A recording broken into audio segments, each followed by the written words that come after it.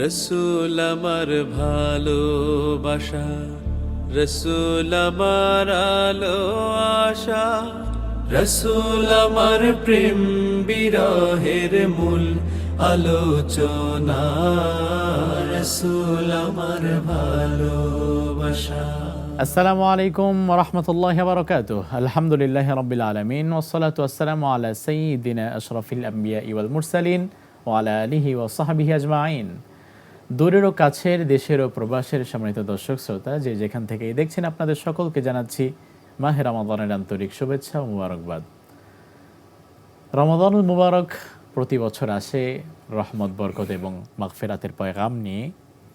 রমাদানুল মুবারকের এই পবিত্রতাকে আরও অর্থবহ করে তুলতে আমরা শুরু করেছিলাম আপনাদের প্রিয় টেলিভিশন এনটিভির পর্দায় ফ্রেশ প্যাকেজ ড্রিঙ্কিং ওয়াটার নিবেদিত সিরাতুন নবী সাল্লাল্লাহু আলাইহি ওয়াসাল্লাম তথা রাসূলের জীবন আদর্শ।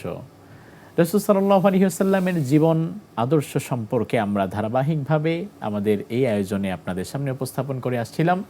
তিনার জন্ম থেকে শুরু করে আসছিলাম আমরা। ইনশাআল্লাহ তাআলা আমরা রমাদানের প্রতিদিন এভাবে এক একটি পর্ব নিয়ে আপনাদের সামনে হাজির হব।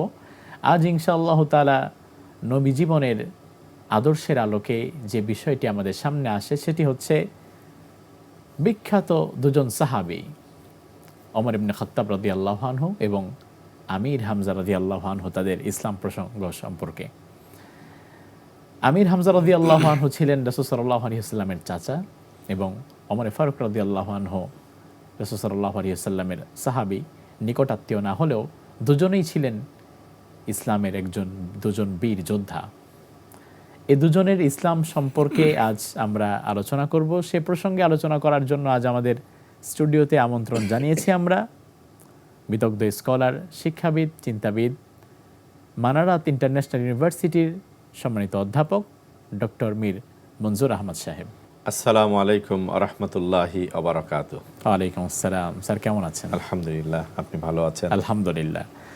আমরা যে প্রসঙ্গে আলোচনা করব আজকে সেটি হচ্ছে ইসলামের দুজন বিশিষ্ট শ্রেষ্ঠ দুজন বীর, সাইয়েদনা ওমর ফারুক রাদিয়াল্লাহু আনহু এবং সাইয়েদনা আমির হামজা রাদিয়াল্লাহু আনহু।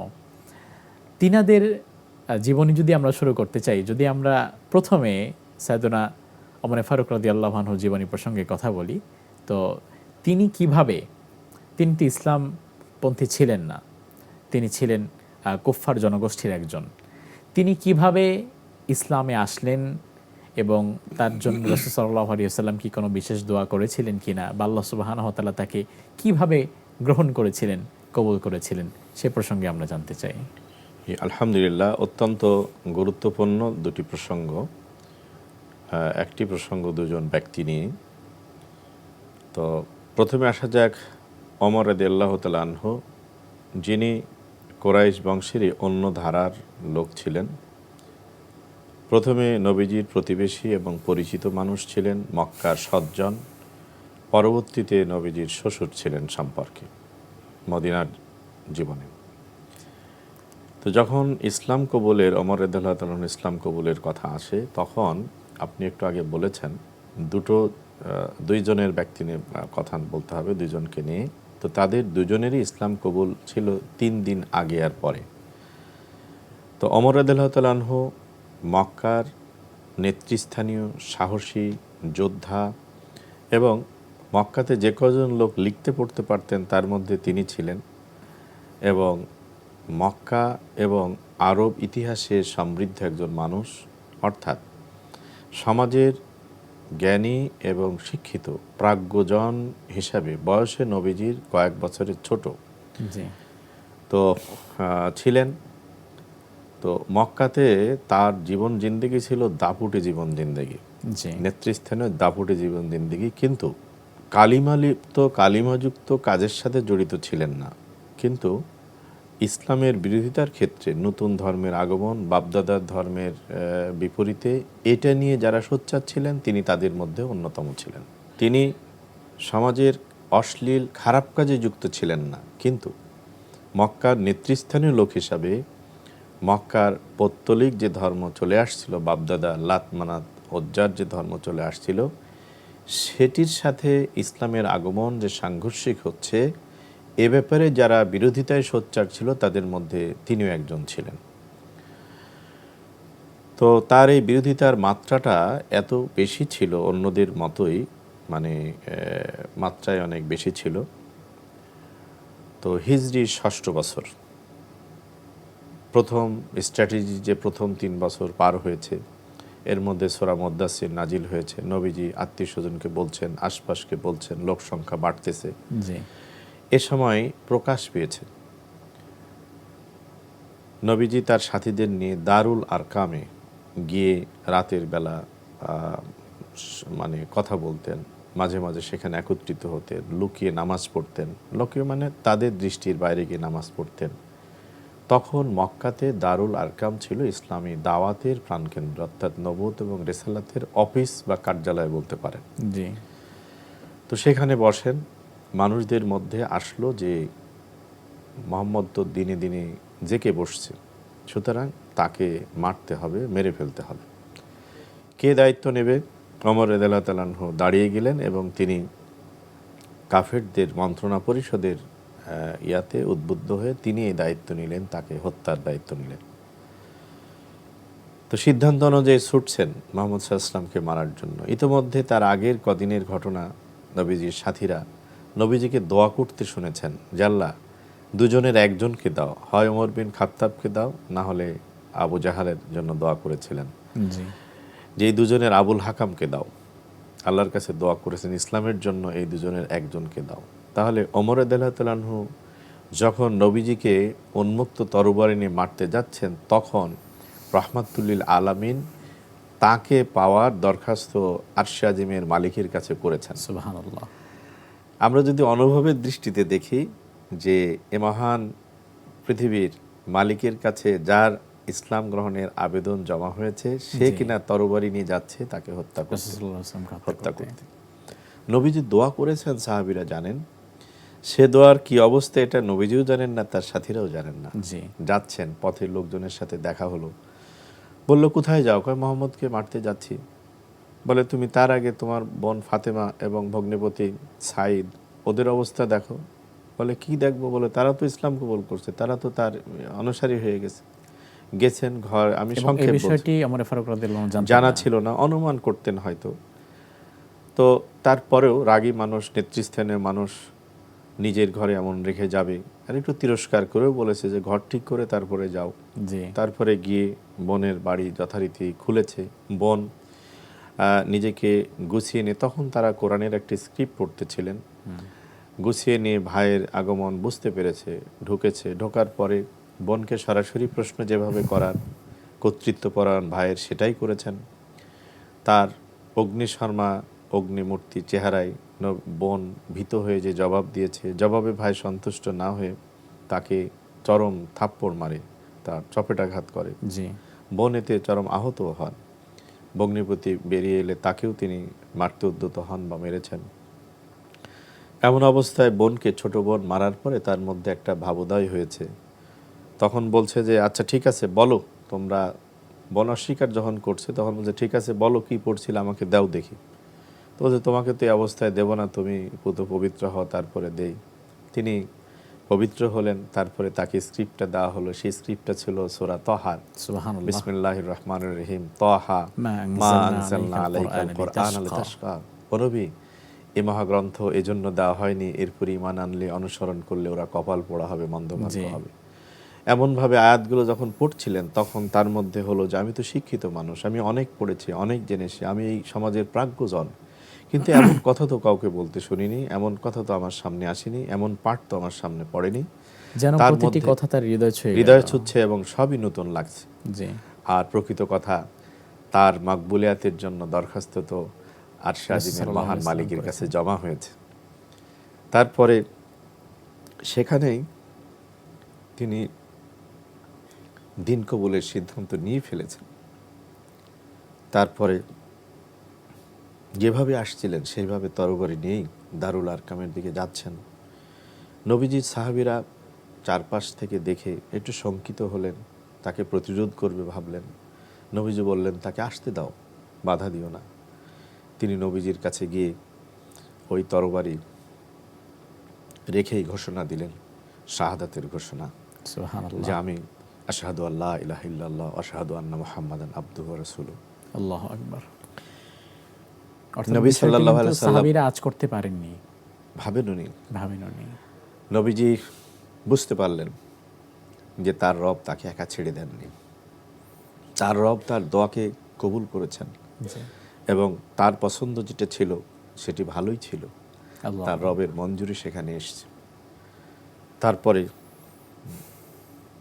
কালেমার ঘোষণা দেওয়ার সাথে সাথে তিনি নবীজিকে জানতে চাইলেন, আপনার সমস্যা কি, এখন কি করতে হবে, এভাবে আর হবে না। আমরা শায়েখ ঠিক এই পর্যায়ে আবারও ফিরে আসবো ইনশাআল্লাহ তাআলা। আমরা চমৎকারভাবে শুনছিলাম সাইয়েদনা ওমর ফারুক রাদিয়াল্লাহু আনহুর ইসলাম গ্রহণের যেই হৃদয় বিদারক ঘটনা, যা আমাদের প্রত্যেকের জানা থাকলেও হাজারবার শুনলেও যে ঘটনার মজা কোনোদিন শেষ হবে না। রাসূল সাল্লাল্লাহু আলাইহি ওয়াসাল্লামের জীবন আদর্শ টানতে গেলে সাহাবায়ে কেরাম রিদওয়ানুল্লাহি আলাইহিম আজমাইনের জীবন সেখানে অটোমেটিক্যালি চলে আসে এবং সাহাবায়ে কেরাম রিদওয়ানুল্লাহি আলাইহিম আজমাইন তিনাদের জীবন যদি আমরা টানতে চাই, সেখানে সর্বাগ্রে যাদের কথা আসে তিনাদের মধ্যে অন্যতম একজন হচ্ছে প্রখ্যাত সাহাবী ওমর ফারুক রাদিয়াল্লাহু আনহু, আমরা যার প্রসঙ্গে আলোচনা শুনছিলাম বিরতির আগে।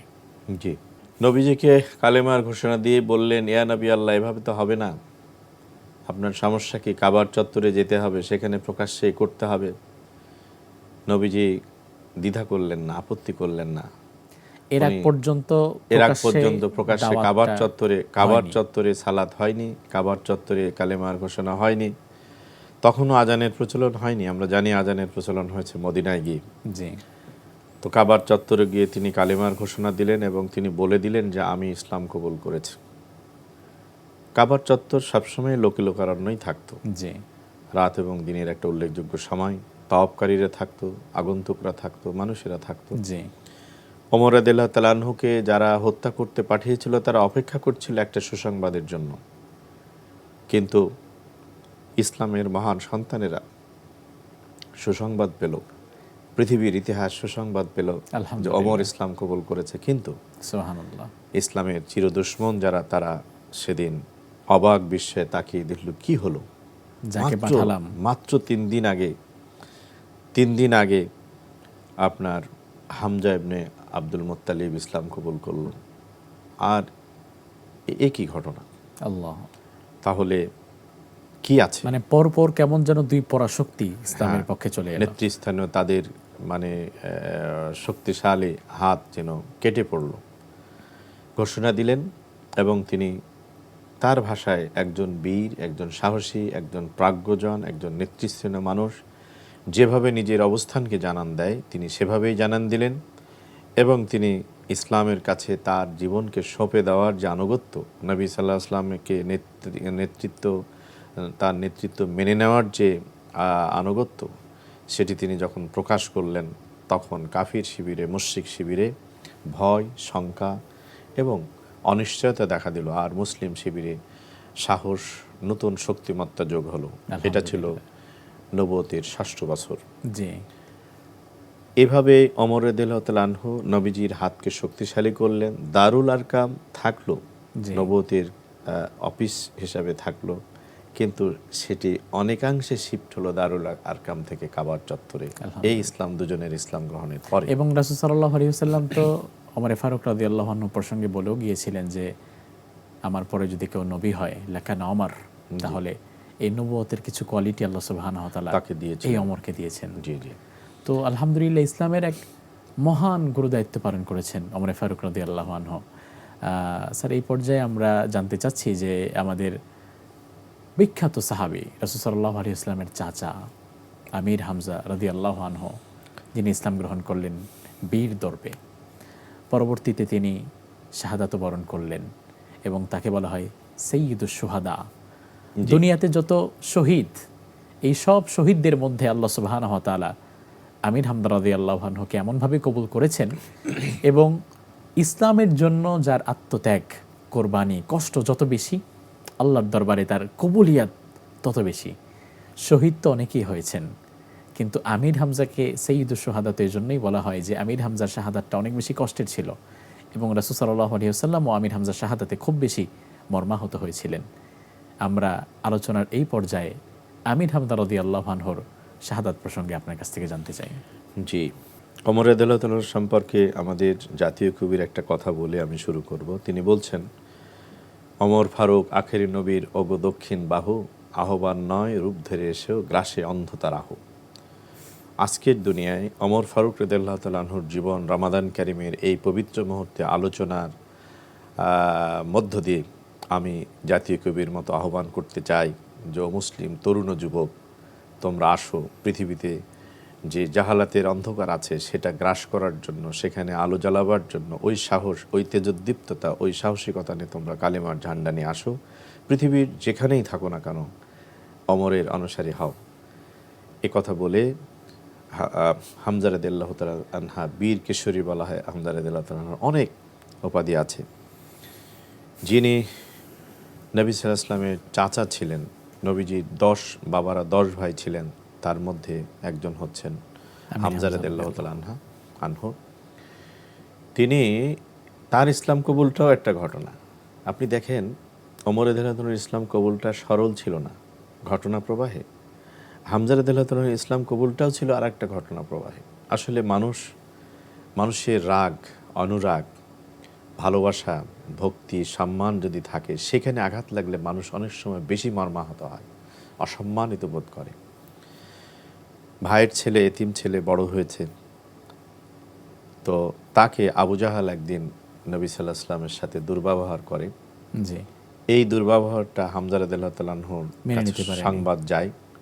সংবাদ যাওয়ার পরে তিনি কোনোভাবেই মেনে নিতে পারেনি। তার আত্মসম্মান বোধে চরমভাবে আঘাত লেগেছে এবং তিনি চার্জ করেছেন যে কি অন্যায় ছিল আমার ভাতিজার, তার কোনটা তোমার খারাপ লেগেছে।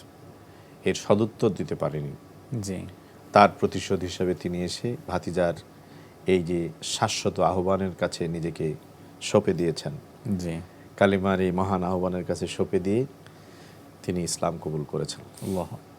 তার এই ইসলাম কবুলটা ছিল সত্যের এই ঝান্ডা হাতে তুলে নেওয়ার পিছনে ছিল যে সত্যানুসারীর প্রতি অন্যায় অবিচারের প্রতিবাদ স্বরূপ ছিল। জি, আজকেও পৃথিবীর দিকে দিকে অনেক জায়গায়, অনেক সমাজে অন্যায় দেখে, অবিচার দেখে মানুষের অনেক সময় তার প্রতিকার করতে এসে মাজলুমের পক্ষ নেয়। সেদিন হামজা রাদিয়াল্লাহু তাআলা আনহুর ইসলাম গ্রহণ ছিল মাজলুম ভাতিজার পক্ষে, সত্যের পতাকাবাহী, ঝান্ডাবাহী এই মাজলুম মানুষগুলোর পক্ষে দাঁড়িয়ে যাওয়ার, নেতৃত্ব এবং সাহসিকতার মাঝে দাঁড়িয়ে যাওয়ার একটা ঘোষণা মাত্র। আল্লাহ তাআলার অভিপ্রায় সবচেয়ে বড়, কিন্তু মাজলুমের পক্ষ অবলম্বনের মধ্য দিয়ে জালেমকে শায়েস্তা করার সাহসিকতা নিয়ে পৃথিবীতে আগত বীরদের সংখ্যা খুব বেশি হয় না। তার মধ্যে একজন হচ্ছেন হামজা রাদিয়াল্লাহু তাআলা আনহু। তার ইসলাম কবুলের পরে আর পিছনে ফিরে তাকাতে হয়নি। পরের 10 বছর, এই ঘটনাটা ছিল হিজরতের 6ষ্ঠ বছরে। এই 6ষ্ঠ বছরের পরে সমস্যা যে হয়নি তা না, সমস্যা হয়েছে, শিয়াবে আবি তালিবের ঘটনা ঘটেছে, অনেক কিছু হয়েছে, কিন্তু এই বীরেরা কিন্তু বিচ্ছিন্ন হয়নি। তারা নবীজির ছায়া থেকে কখনো দূরে যাননি। সম্পর্ক ভাতিজা হলেও নেতৃত্বের সম্মানে, নবুয়ত এবং রিসালাতের এই মহান নেতৃত্বের পিছনে একজন সাধারণ অনুসারী হিসাবে তারা সময় দিয়েছে নবীজিকে, সব ধরনের সহযোগিতা করে গেছেন। হিজরাত করলেন। হিজরাতের পরে আপনার ওহুদে যে অপরিসীম বীরত্ব প্রদর্শন করলেন এবং ওহুদের সেই পাথুরে মাটিতে যাদের শরীরের রক্ত ফেনকি দিয়ে পুরো এই মাটিকে উত্তপ্ত করেছিল, শুধু তাই নাই, হিন্দা যার বুককে ফেড়ে কলিজা বের করে চিবিয়ে খেয়ে নৃশংসতা প্রদর্শন করেছিল, সেই বীর কেশরী হচ্ছেন হামজা রাদিয়াল্লাহু তাআলা, হামজা ইবনে আব্দুল মুত্তালিব রাদিয়াল্লাহু তাআলা। সুতরাং কিছু মানুষ আছে ইসলামে এসে সৌভাগ্য লাভ করেছে, দুনিয়া এবং আখিরাতকে মূল্যবান করেছেন। আর কিছু মানুষ আছে ইসলামের পতাকা তলে এসে নিজের জীবনকে দুনিয়া আখিরাতের জন্য সৌভাগ্যবান করেছেন, পাশাপাশি ইসলামের পতাকা তলের মানুষগুলোর জন্য অভিভাবকের শক্তি, সাহসের প্রতীক হয়েছেন। এই প্রতীক্ষিত সিফা সালার হচ্ছেন এই দুইজনই, ওমর এবং হামজা রাদিয়াল্লাহু তাআলা আনহুমা। তারা ইসলামের পতাকা তলে এসে নিঃসন্দেহে তারা সৌভাগ্যবান হয়েছেন দুই জাহানে। পাশাপাশি ইসলামের অনুসারীরা যখন মাজলুম ছিল, জি, সেই সময় জালিমের বিরুদ্ধে দাঁড়াবার এই দুঃসাহস এই দুইজন মানুষ দেখিয়েছেন আল্লাহ। এবং সামনের সারিতে ছিলেন।